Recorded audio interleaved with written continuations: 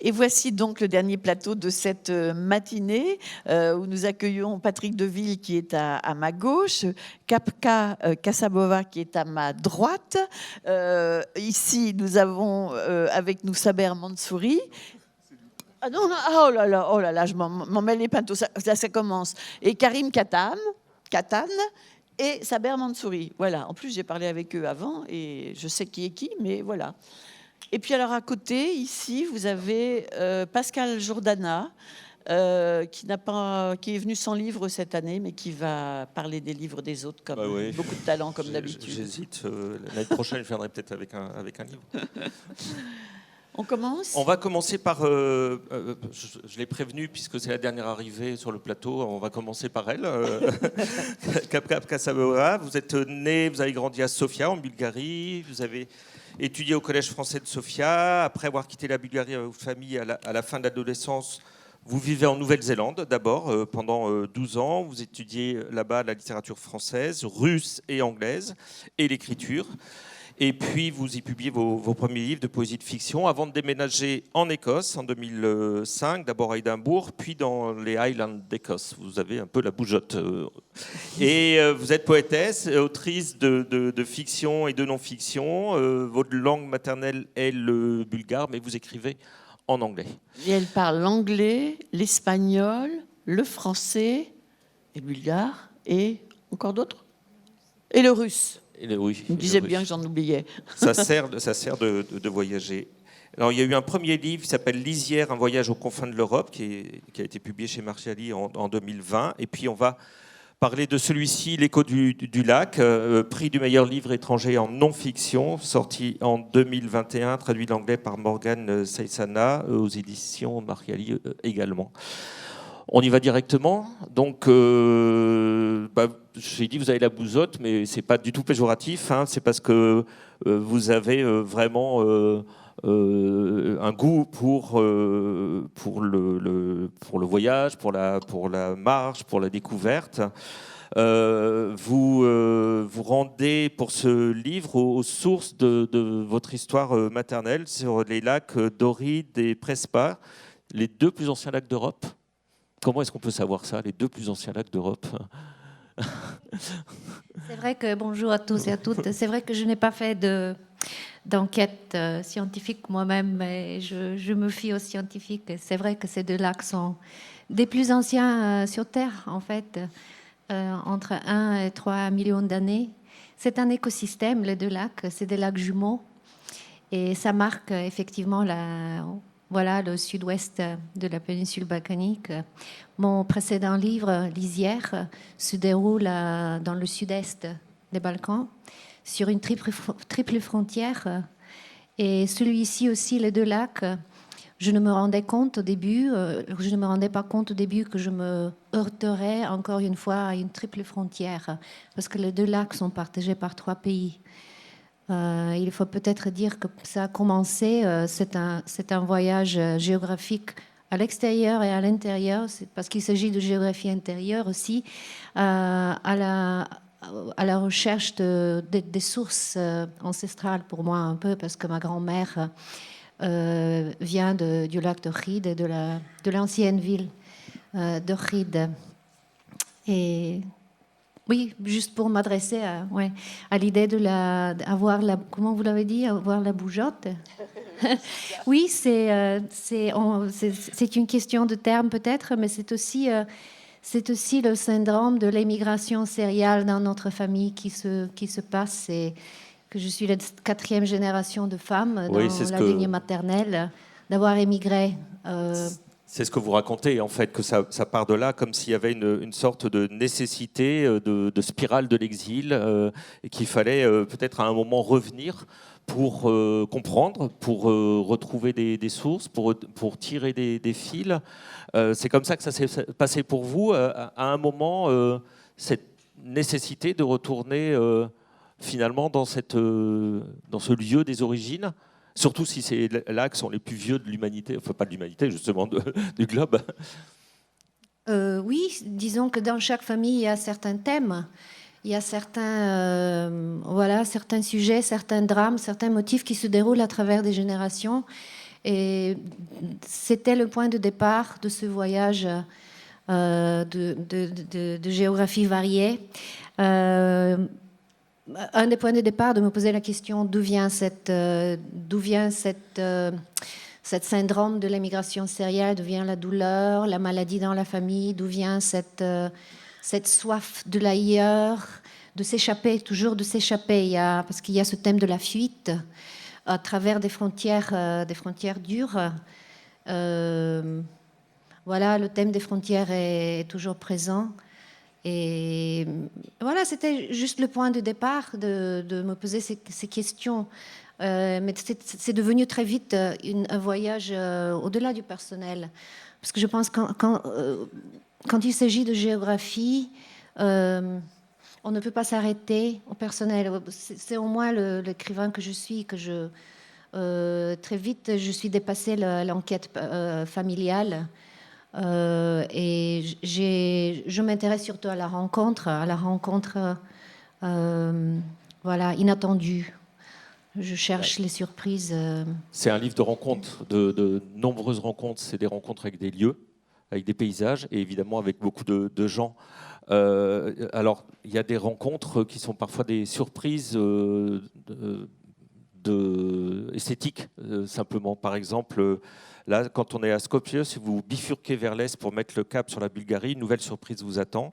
Les montagnes alpines de l'Osogovo. Depuis la route au perché, les rares villages semblent avoir été balancés dans l'abîme.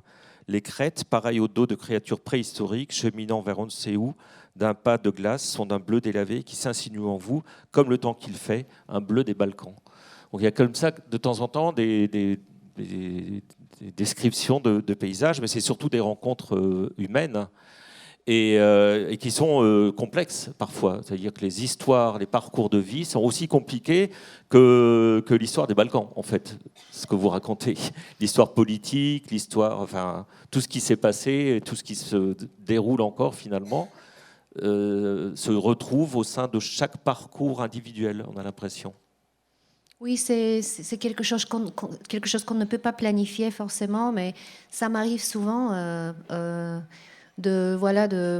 en faisant face à la grande histoire de la seule façon honnête possible pour moi, qui est à travers des petites histoires, des gens apparemment ordinaires que je rencontre et qui ont des histoires extraordinaires, complètes, comme vous dites, parce que en particulier avec ce voyage sur les 2 lacs que je cherchais, où je m'intéressais, j'étais ouverte à des histoires familiales, c'est-à-dire de multiples générations. Et c'est ce qui s'est présenté. Des histoires, par exemple, il y a l'histoire de la famille albanaise qui était le seul cas d'échappement de la dictature albanaise d'Enver Hoxha. Pendant les années 70, une famille de 16 personnes se sont échappées à travers le lac du côté albanais au côté macédoine yougoslave dans un bateau construit secrètement sans clous pour que les voisins ne les entendent pas, sous peine de mort, évidemment. C'était suicidaire, mais ils ont réussi. Et la suite de cet échappement. Donc j'ai trouvé plein d'histoires extraordinaires de courage, de créativité, d'amour au milieu de la tyrannie. Je pense que vraiment ce qui me préoccupait au niveau inconscient dès le début de ce voyage et à la suite de Lisière, qui parlait beaucoup de la tyrannie, c'est exactement ça. Les formes que prend la tyrannie dans notre vie, même dans la vie intime, la vie des familles, les relations dans la famille, ou à la suite d'une tyrannie, disons, plus visible au niveau politique, social, que les Balkans ont subi à plusieurs, les pays différents des Balkans à plusieurs vagues, comment cette tyrannie, cette oppression s'internalise dans les familles. Donc, comme les microcosmes et les macrocosmes et les réflexions, les échos que ça donne, c'est ce que j'ai rencontré à chaque fois. Le livre est sous-titré « Guerre et paix dans les Balkans ». Et effectivement, c'est à la fois le parcours historique de cette région, mais justement, en parlant de Enver Hoxha, vous dites on devenait, sous l'ère Hoxha, on devenait prisonnier politique pour un vaste éventail de raisons inventées de toutes pièces.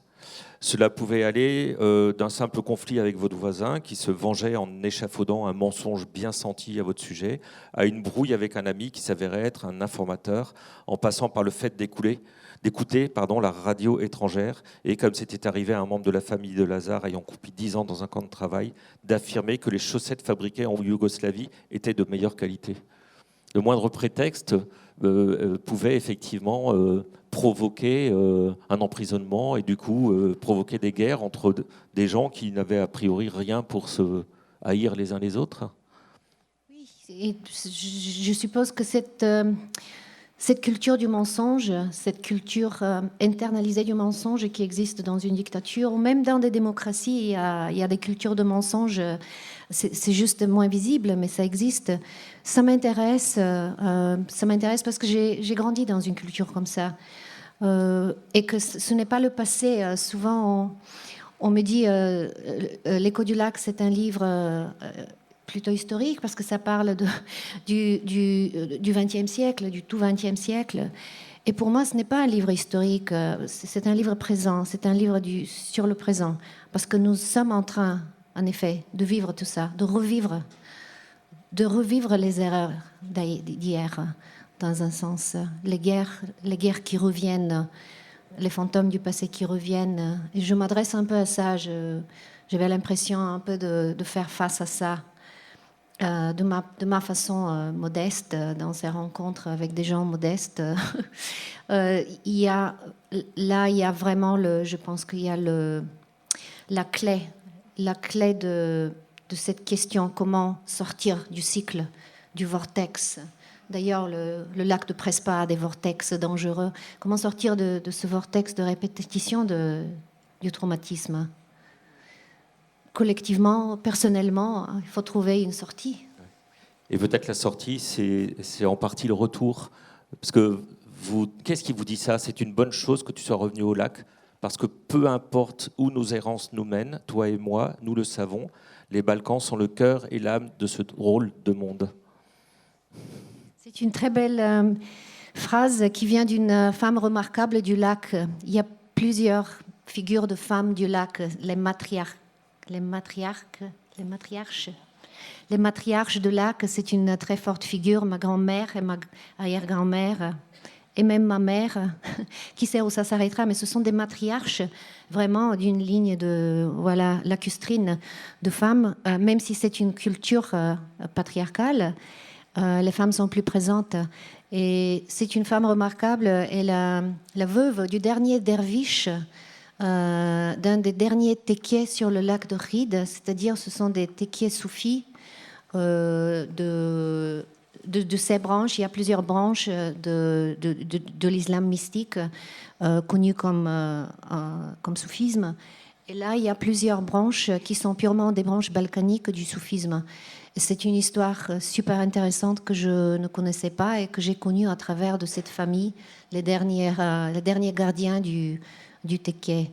Et c'est cette femme qui m'a dit ça. C'était d'ailleurs une femme chrétienne qui s'est convertie à l'islam ayant tombé amoureuse du dernier derviche du tekké dans les années 60. Et c'est toute une histoire épique familiale, mais aussi à travers de cette famille, j'ai appris l'histoire à partir de la fin du XIIIe siècle du soufisme balkanique. Donc les premiers derviches qui arrivaient de la Persie, de Khorasan, dans les Balkans, y compris le lac de Rhyd, qui était un centre spirituel chrétien et musulman. Et il faut souligner ça simultanément. Pendant des siècles, il y avait la chrétienté dans toutes ses formes et l'islam dans toutes ses formes. Et ils cohabitaient sur ces deux lacs. Il y a encore des traces remarquables de tout ça. Et ça continue toujours. Ce syncrétisme typiquement balkanais, ça continue toujours. Donc ce n'est pas historique, c'est présent, c'est vivant. Oui. On le comprend bien à la lecture du livre. Donc on enchaîne là avec le livre de Saber Mansouri, Cette mort audacieux et un poète assis, paru aux éditions Elisade. Saber Mansouri est un historien tunisien. Il est né à Nefza. Il est disciple de... Alors, sur la colline rouge. Oui, oui, oui. sur la colline rouge, m'a-t-il dit de préciser. Disciple de Pierre Vidal-Naquet, helléniste et arabisant. Vous êtes l'auteur de 5 essais, de 3 romans. Vous avez enseigné aussi, je crois. Vous n'enseignez plus maintenant, vous vous consacrez plutôt à l'écriture. Enfin, je fais une pause et puis j'en ai marre de corriger des copies. Voilà. C'est vrai. Vous avez enseigné, je crois, à l'école des hautes études, et puis aussi dans une école catholique. Oui, à l'Institut catholique de Paris, oui. Voilà. À la faculté des lettres, oui. Voilà, à la faculté des lettres. Et donc ce livre, dans ce livre, dans lequel on rentre par un chapitre qui s'intitule Tout est prêt, et où semble se préparer, ou se prépare un procès qui doit avoir lieu, qui va être jugé. C'est un tribunal populaire qui est constitué de 50 femmes et de 50 hommes qui veut en découdre. Il sera épaulé, dirigé, éclairé par un juge fédéral, le surdoué du droit qui va trancher. On fait entrer la famille, les audacieux, les ennemis du pays, la millénaire Tunisie. On nous détache, alors, moi, le poète assis, la brillante journaliste qui a commis la gaffe du siècle, l'homme perché sur les hauteurs de la colline bleue, le commerçant pieux devenu le commerçant pieux, le futur homme politique qui revient de loin, l'historien de Groix, le médecin qui ne voulait pas soigner le notable de Tunis, et l'avocate qui a perdu tous ses procès politiques et gagné beaucoup d'argent. Voilà. Et en fait, quand on découvre ce procès, on lit à la fin que ces premiers mots du procès furent prononcés il y a 15 ans et 5 mois, c'est-à-dire qu'on va revenir sur cette histoire. Oui, tout à fait. En fait, je n'ai pas voulu d'emblée les nommer, leur donner des prénoms, mais leur métier, leur vie. Et là, je pense que le lecteur anticipe déjà qu'il va entrer dans une épopée. Mais pour revenir au point de départ de l'écriture de ce roman, j'ai très vite compris que les noces politiques tunisiennes et arabes furent de courte durée. Et que beaucoup de livres, d'essais surtout, qui ont fait l'éloge du printemps arabe, étaient véritablement arrangés dans des cartons et surtout à ne pas les donner à des jeunes lycéens et étudiants. Et ce roman, pour moi, est une réparation littéraire de ce peuple, de ces peuples qui véritablement n'ont pas fait une réelle révolution, n'ont pas inventé un nouvel art de gouverner. Et donc, je me suis dit, allons, écrivons une fiction, un roman, oui, qui répare à la fois les Tunisiens et les Arabes. Et au fond, les acteurs de cette République de la Source de l'Aube... Voilà, il faut parler de cette République. Cette République de la Source de l'Aube, elle est unique au monde parce qu'elle se fonde sur 2 vertus. L'estime de soi et la justice sociale. Elle a duré 3 jours. Voilà. Un peu comme les noces politiques tunisiennes et arabes, mais c'est comme ça. Et l'estime de soi, pourquoi ? Parce que ce roman, je le dois aussi à la parole des femmes de Gafsa, qui sont dans le centre-ouest de la Tunisie. Nous sommes au mois de mai 2008. Il y a une grève générale. Tous les ouvriers ont arrêté le travail. Et le pouvoir central, en fait, décide d'envoyer l'appareil sécuritaire, armée, policiers, garde nationale, pour obliger les ouvriers à reprendre le travail. Et les femmes ont réagi d'une belle manière. Les femmes qui sont des épouses d'ouvriers, de sœurs d'ouvriers, de mères d'ouvriers, ont dit, puisque vous occupez notre ville, eh bien nous retournons en Algérie.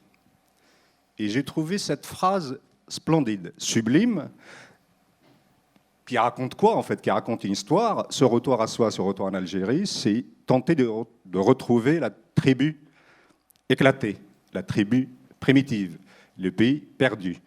Et ce retour à soi, c'est aussi, au fond, c'est l'estime de soi aussi. Voilà pourquoi cette République est juste Oui. et estime et respecte les siens. Alors, il faut parler un petit peu de chacun des personnages et du narrateur. Alors, on précise que ce procès donc s'est tenu, je crois, dans les derniers jours du régime de Ben Ali. Les protagonistes viennent tous d'horizons différents.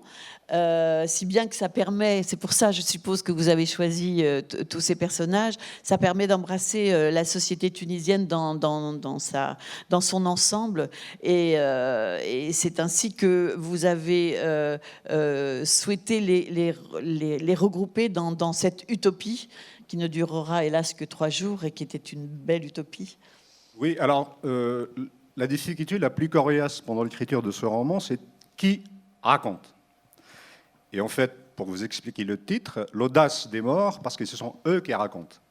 Parce qu'en fait, il y a 7 condamnés à mort, et puis il y a ce poète qui est dans sa mission, missionné par son frère aîné, en fait, en lui disant « Tu vas t'asseoir dans un tel café, à côté de l'institution infaillible, pour noter les rumeurs et les idées du pays. » Et donc, il est condamné, en fait, à ne plus s'asseoir.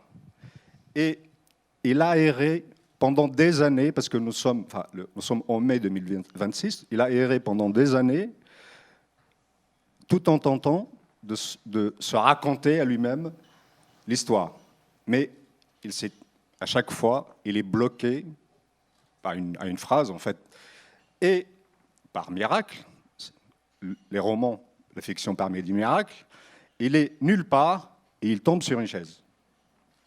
Il s'assoit, et là, les siens apparaissent et l'arrachent à l'oubli. Et en fait, à partir de ce moment-là, il va se rappeler, en fait, on revient au procès, et à partir de ce moment-là, chacun va raconter son histoire. Alors comment est-ce que vous avez choisi voilà, un révolutionnaire, un historien, une avocate, un médecin, un marchand de tomates, une journaliste Parce que ça dit tout. Parce que le roman part, en fait, on part de la source de l'Aube dans le nord-ouest de la Tunisie. Mais le métier et la vie de chacun va permettre le roman de se déplier comme un tapis au-delà de la Tunisie. Parce qu'on va en Algérie aussi, on va en Libye, on va en France pendant l'occupation aussi. Et c'est le personnage qui me revient à l'esprit, c'est le philosophe qui revient de loin.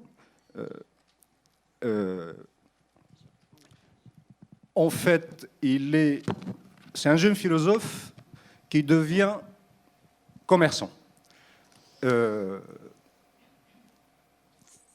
Donc il sort de l'université, il veut se faire plaisir, il descend à la Médina, il demande son plat tunisien fait à base de tomates, de poivrons et bien d'autres choses. Mais sauf que le cuistot lui dit désolé, le plat n'est pas disponible aujourd'hui parce que les tomates, la boîte de concentré de tomates, est bloquée à la frontière libyenne. Et là, il se dit c'est quoi cette histoire?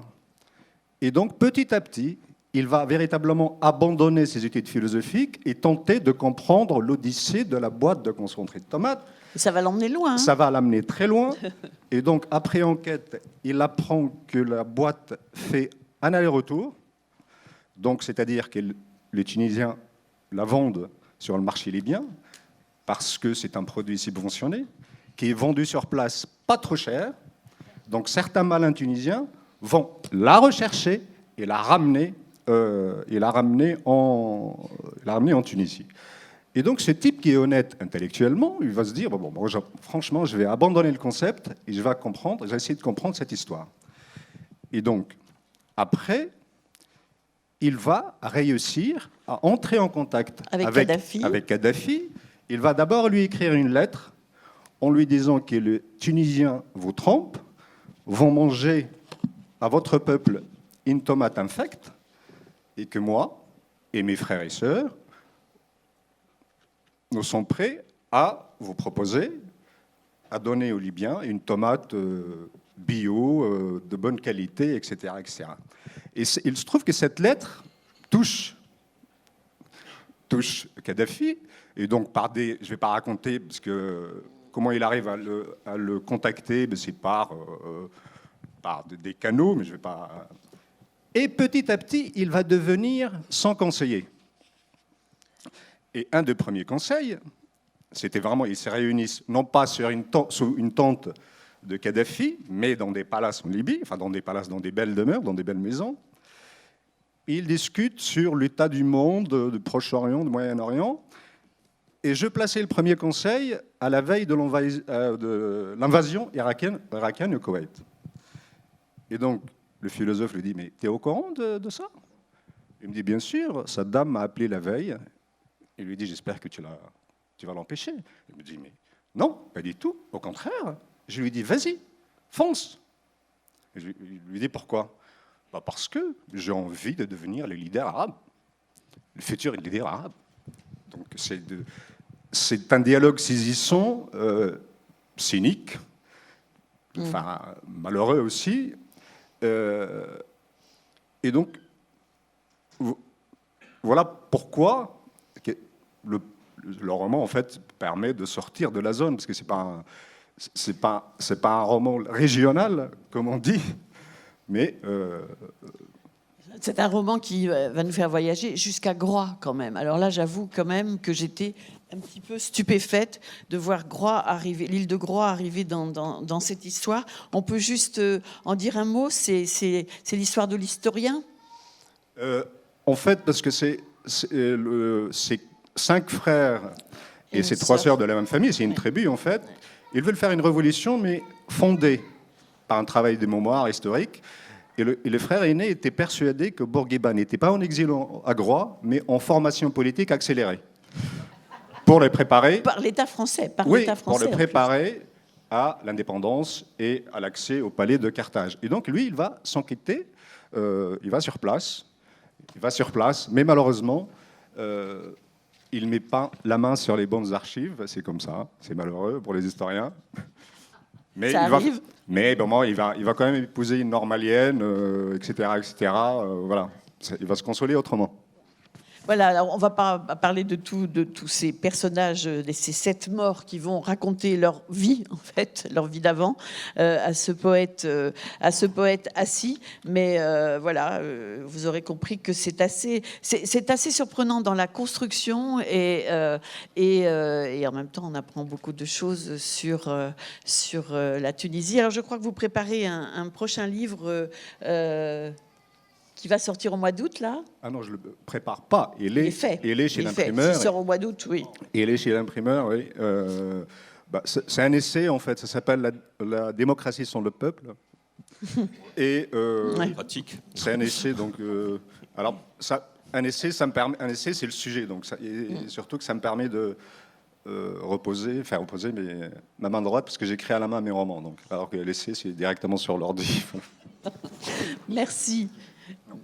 Merci Saber. On va enchaîner maintenant. On va continuer avec Karim. Avec Karim. Ah, alors il faut que je retrouve. Sauf si tu ne te sens pas prête. Vas-y, ça va, je suis prête. Karim, pour ce livre Le Palais des Deux Collines, paru chez Elisade. Elisade, une maison d'édition tunisienne qui est vraiment une très belle maison d'édition, avec de belles couvertures aussi. On aime beaucoup les couvertures de ses livres. C'est le même éditeur. Ah, il est jaloux de la vôtre, j'ai l'impression, Saber. Je crois qu'il préfère la vôtre à la sienne. Non, parce que la mienne, c'est un peintre généreux qui me l'a faite. Ouais. Ah oui, elle est très belle. Alors, vous êtes, Karim, vous êtes un écrivain palestinien né à Jérusalem. Pardon. Vous êtes docteur en littérature comparée et écrit en anglais et en français. Votre recueil de nouvelles préliminaires pour un verger a été finaliste du prix Boccace. Il a été publié aux éditions Elisade en 2017. Et Le Palais des Deux Collines est votre premier roman et il vient d'obtenir le prix des 5 continents de la francophonie. Et c'est un beau prix qui est décerné par un jury international international et qui était présidé par Paula Jacques, que l'on connaît bien ici aussi, qui est souvent venu au festival, qui écrit que le jury a été séduit par la langue poétique et un art du récit mêlant dérision, humour et colère contenue d'une grande originalité. Alors je crois qu'actuellement, vous vivez à Athènes ? Voilà, hein, mais vous retournez toujours régulièrement quand même en Palestine. Oui, oui. Oui, voilà. Et là, par contre, votre personnage, il va y retourner, mais appelé d'une certaine manière par un message. C'est un retour un peu étrange qu'on découvre au fur et à mesure en tant que lecteur, parce que c'est un petit peu mystérieux. C'est difficile à résumer, justement. Même lui-même dit qu'il ne peut pas le résumer. On en a parlé tout à l'heure, Ouais. Karim, en backstage. Je me dis, si je commence à résumer le livre, moi-même, je m'y perds et je perds les gens, donc on ne va pas tenter de le faire. Mais pour démarrer, je vais peut-être lire un tout petit passage. Il s'adresse à Georges, son compagnon. Donc Faisal, c'est le Palestinien d'une trentaine d'années. Il s'adresse à Georges, son compagnon, qui est resté en Europe. Il lui dit, il faut que tu comprennes, Georges, que je n'ai pas fait exprès. Je n'ai pas fait exprès de disparaître ainsi de ta vie. Je n'ai pas fait exprès, je te jure, de me réveiller ce jour-là dans les vapes, alors que le soleil lui-même peinait à se lever, de tâtonner sur la table de chevet pour retrouver mon portable, de sélectionner d'un coup d'index, les yeux encore englués, la compagnie, l'horaire, la valise supplémentaire en soute, sans réfléchir, bien sûr, qu'il faut 2 valises pour un grand voyage. Je n'ai pas fait exprès de ne rien te dire, de m'échapper dans la brume du petit jour. 48 heures plus tard, je n'ai vraiment pas fait exprès d'arriver dans cette maison, d'ouvrir avec difficulté cette porte, d'entrer en titubant dans ce salon. Alors, il n'a pas fait exprès, mais il se retrouve quand même dans un endroit très particulier, qui est le palais de son enfance, un palais déserté qu'il parcourt, empli de vide, mais aussi de fantômes. Et dans un village dont il dit qu'il aurait pu surgir d'un conte de fées. Oui, tout à fait. En fait, disons que le dispositif narratif, en tout cas du roman, c'est ce personnage, ce protagoniste qui raconte l'histoire à la première personne, qui, voilà, un peu comme ensorcelé, rentre à la maison familiale en Palestine. Donc toute sa famille est morte, en fait, et lui seul est dernier survivant. Parce que c'est vraiment un roman sur la disparition. Et donc il rentre un peu ensorcelé et il se retrouve emprisonné finalement dans la maison de sa famille qui se situe dans un village qui s'appelle Jabalen, qui est un village fictionnel, hein, vraiment créé de toutes pièces sur les hauteurs, dans les collines du nord de la Cisjordanie. Il y a 2 collines. Hein, ouais. C'est ça, c'est le village aux 2 collines. Sur l'une trône le palais et sur l'autre c'est le restaurant de Djihad. Oui, oui, tout à fait. Mais pour moi, c'est vraiment un roman c'est hyper troublant de voir cette tête-là. Faut pas se regarder. Oui, non, mais j'ai pas fait exprès. C'est un roman de paysage pour moi aussi. C'est pour ça aussi que c'est un roman de disparition. Donc c'est pour ça aussi que je vous disais que souvent j'aime pas raconter d'histoire parce que je me perds. Et aussi parce que l'histoire émerge à partir des paysages qui sont décrits.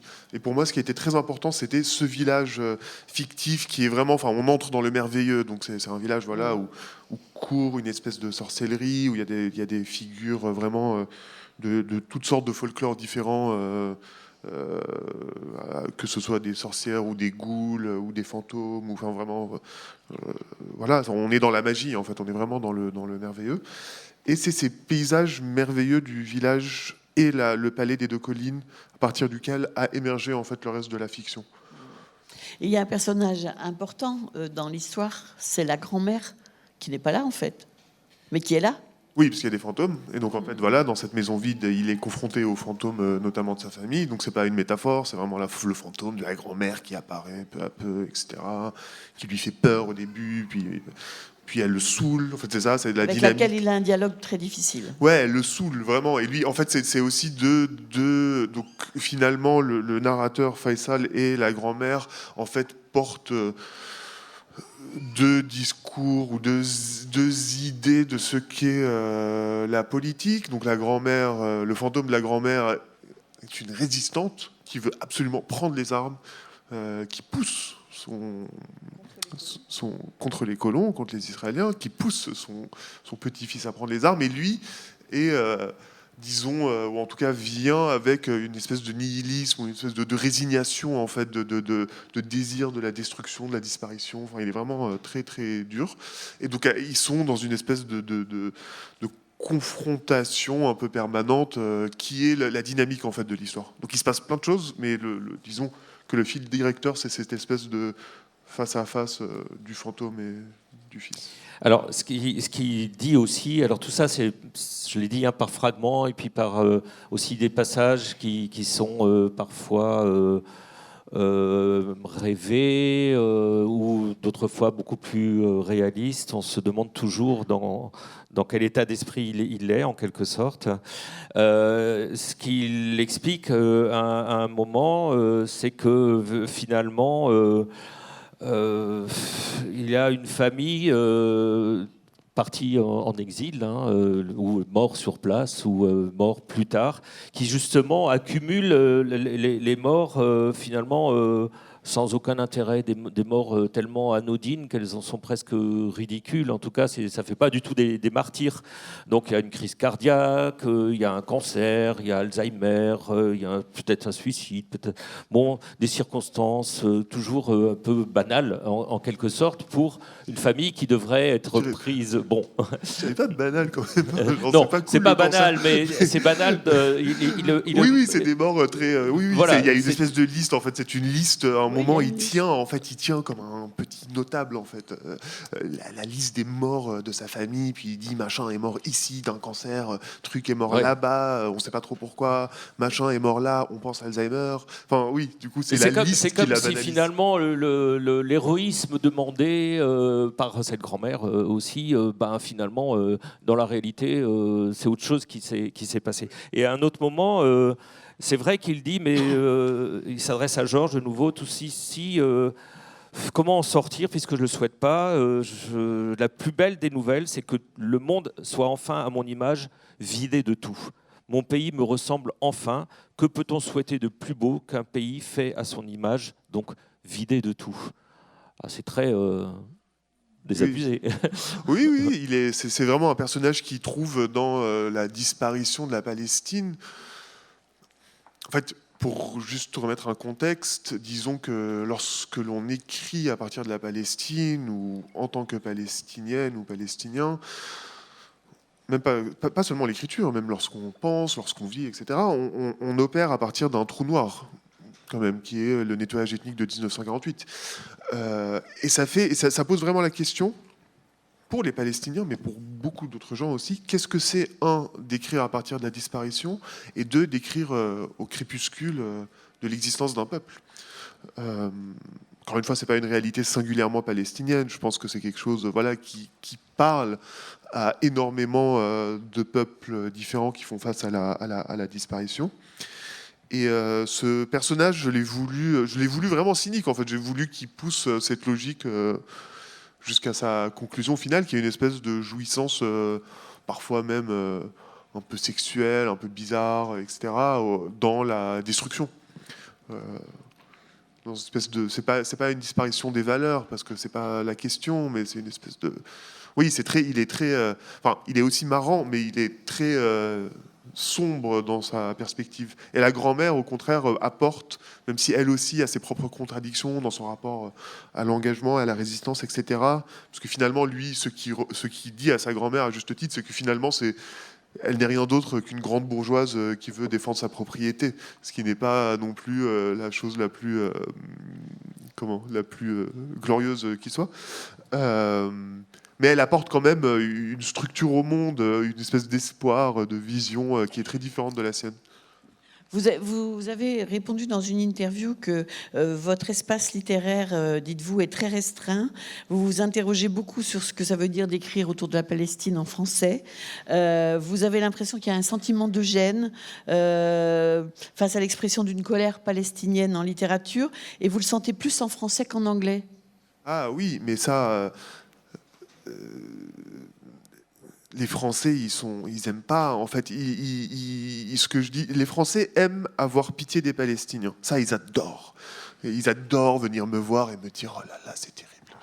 mais ils n'aiment pas, et vraiment je généralise, mais parce que c'est une situation que j'ai confrontée systématiquement, ils sont très mal à l'aise lorsque l'on dit les raisons pour lesquelles il faut avoir pitié des Palestiniens. À savoir que lorsqu'on matérialise la question de la colonisation, de l'occupation, de l'apartheid, ça, tout d'un coup ils sont un peu gênés, mais ils adorent avoir pitié. Mais comme ça, dans le vague un peu, bon, on ne sait pas trop pourquoi il se passe des trucs en Palestine, mais on a pitié. Heureusement que nous sommes tous bretons, là, on ne se sent pas concernés. Non, non, mais je dis les fois. Enfin, non, mais.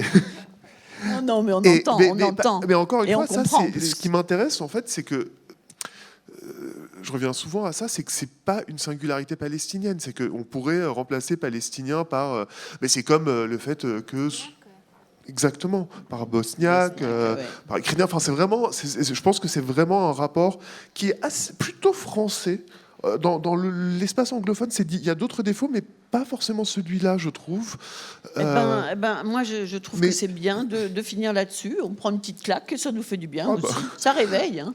Non, mais c'est pas très sympathique de ma part. Ah non, c'est très bien, c'est très bien. Ne vous excusez pas, surtout. Je trouve ça important. Voilà, on va continuer la rencontre parce qu'il faut qu'on écoute parler du livre de notre ami Patrick Deville. Deville, Fénua. Alors Patrick, un petit mot pour te présenter quand même, enfin un petit mot, plusieurs. Tu es grand voyageur méthodique, je dirais, toi, tu vois.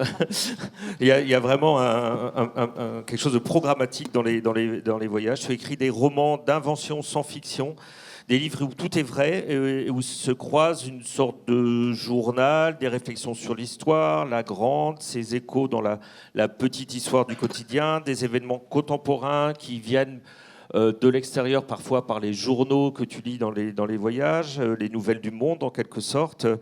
Tu crées sans cesse des connexions entre tout cela avec un programme d'écriture ambitieux qui est démarré avec Pura Vida et qui s'étale sur plusieurs livres qui font littéralement le tour du monde.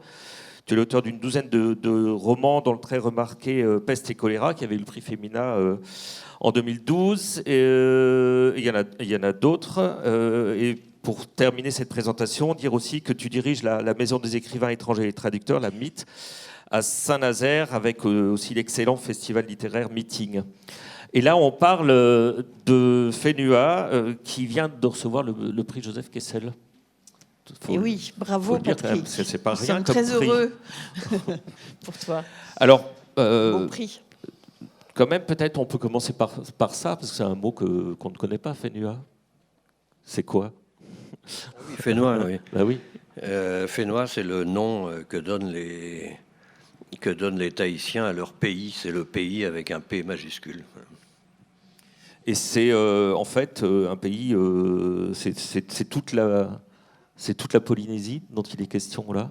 C'est toutes ces îles rassemblées. Dans ce Est-ce que c'est livre-là, aussi facile que ça dans les c'est frontières? principalement la Polynésie française. Il y a aussi la Polynésie chilienne, puisqu'il y a l'île de Pâques. Mais la Polynésie française, c'est donc un ensemble de 5 archipels, 118 îles, sur un territoire d'une superficie comparable à celle de l'Europe, et dont toutes les terres rassemblées ne couvriraient pas la Corse. Voilà, donc c'est assez éparpillé. Très éparpillé.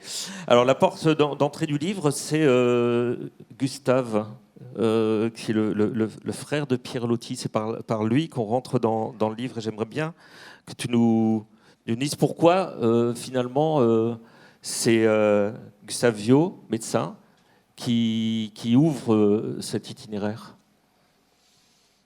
Alors, tout d'abord, ces livres sont des romans sans fiction. C'est un projet intitulé Abracadabra, qui est un projet d'écrire 12 romans sans fiction sur 12 lieux de la Terre, de manière à effectuer 2 tours du monde, l'un de l'ouest vers l'est, qui est achevé, 6 livres, et puis au milieu Tabataba, qui est le français, pour repartir pour un 2e tour du monde de l'est vers l'ouest, donc westbound.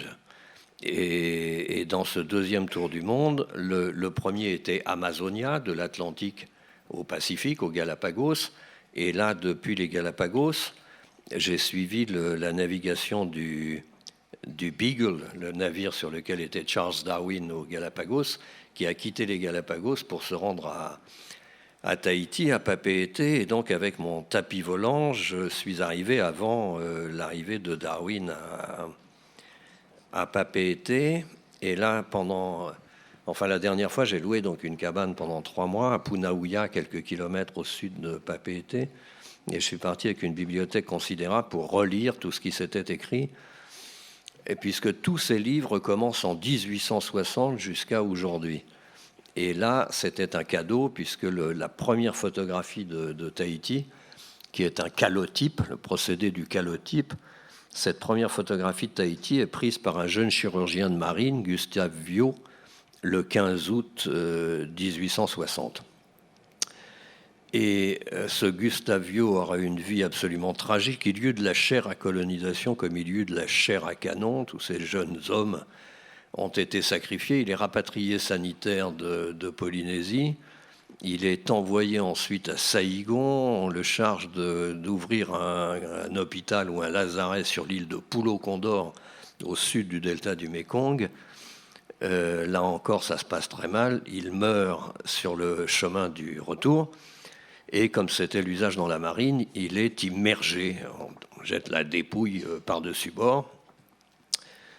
Et finalement, cette dépouille ne descend pas si profond. On le découvrira très longtemps après, on le met à l'eau au sommet, au-dessus du sommet d'une chaîne montagneuse sous-marine, qui donc, depuis 1993, c'est assez récent, porte le nom de Viau Reach.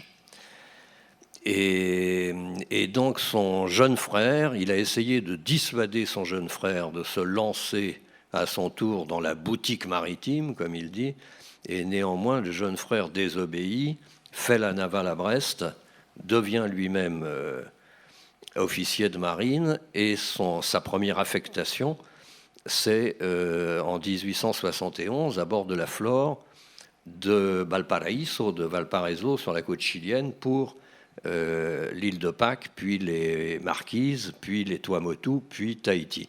Donc j'ai refait ce chemin de Valparaiso. Et ce jeune frère, Julien Viau, qui vient sur les traces du fantôme de son frère mort tragiquement à 28 ans, écrit le premier roman polynésien, l'intitule Le mariage de Loti, et son éditrice lui conseille de prendre comme nom d'auteur Loti, le nom de son personnage, et il invente le prénom de Pierre et il devient Pierre Loti.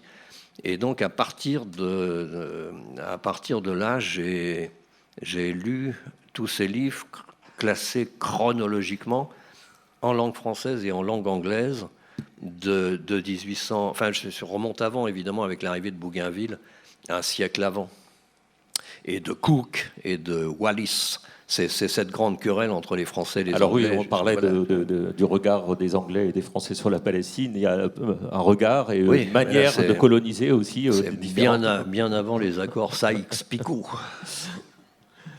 Donc ça, c'est vraiment tout. On découvre la bibliothèque à la fin du livre. Le livre est nourri de ces figures historiques.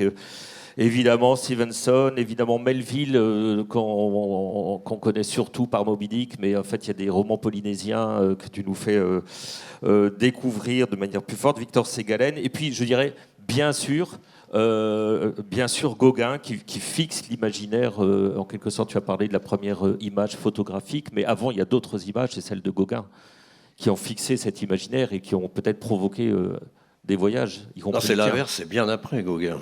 Oui, c'est après. C'est bien après. Gauguin arrive pour la première fois en 91.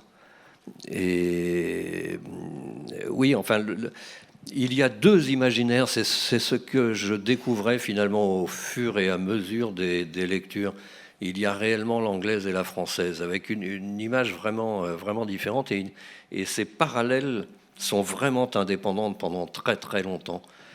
Puisque le premier roman polynésien, c'est Pierre Loti, c'est Van Gogh qui fait découvrir à Gauguin, à Arles, Pierre Loti, et donc c'est Van Gogh qui finalement décide Gauguin à aller d'abord à Tahiti pendant 10 ans, puis ensuite mourir aux Marquises.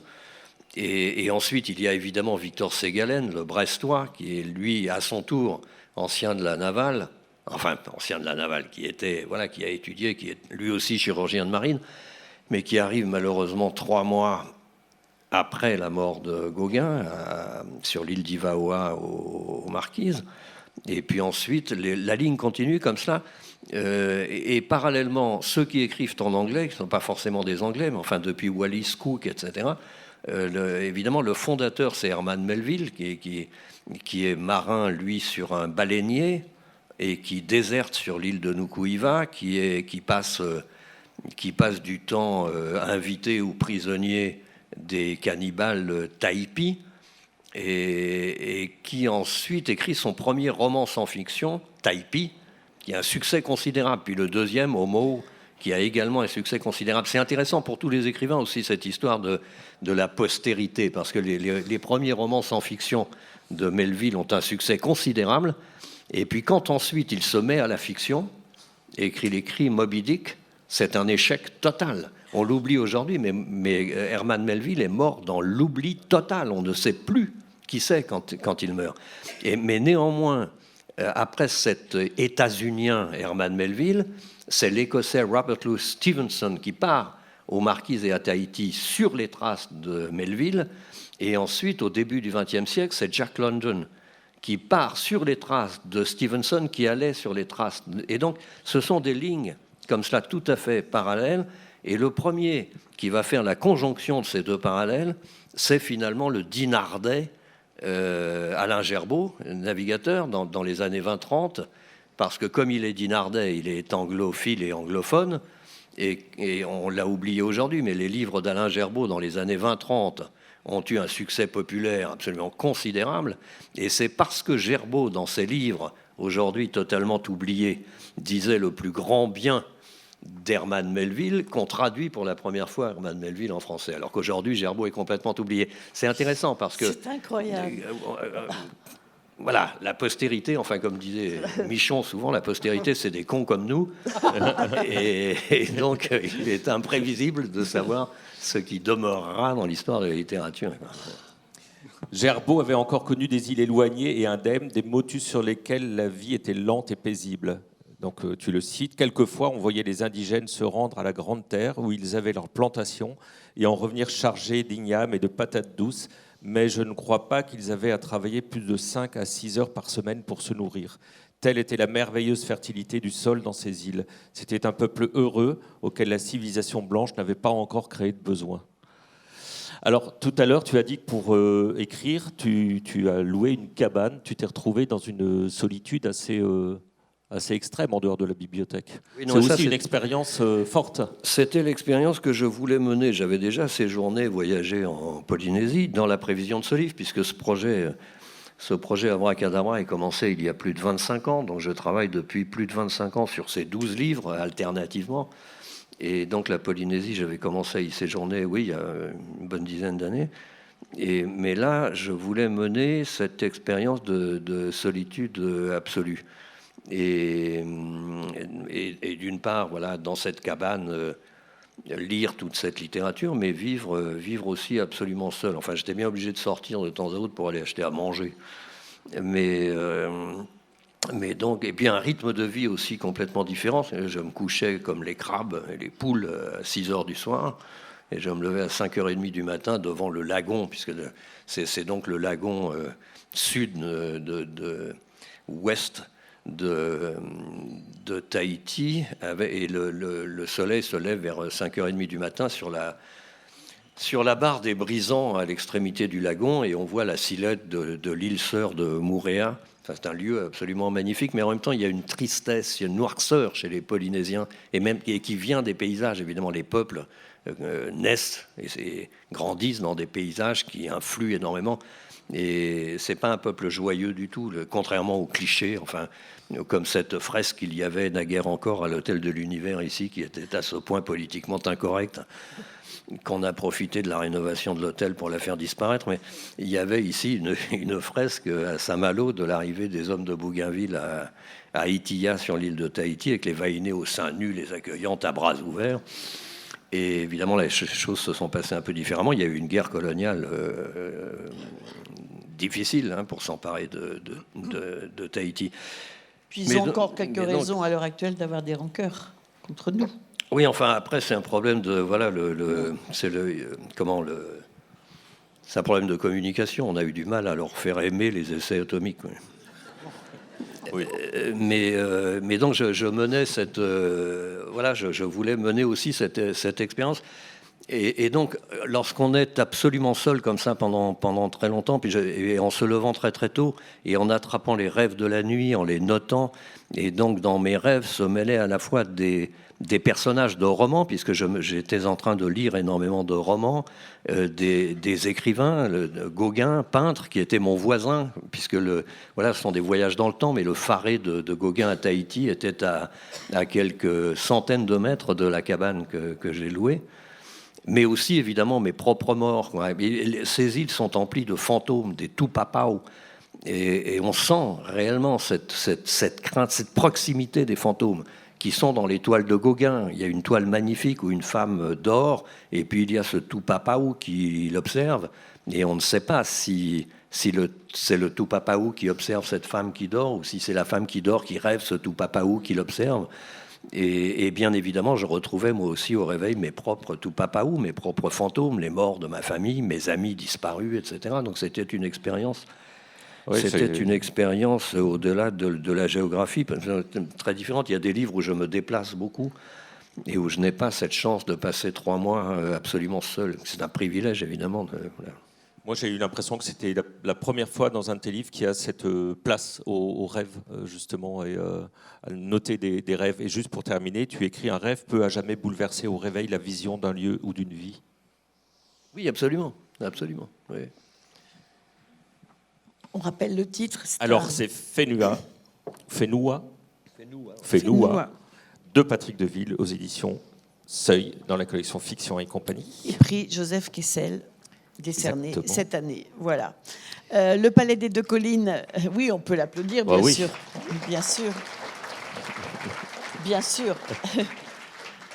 Le livre de Karim Katan, Le Palais des Deux Collines, paru aux éditions Elisade. Prix des 5 continents de la francophonie, Voilà. puisqu'on est dans les prix.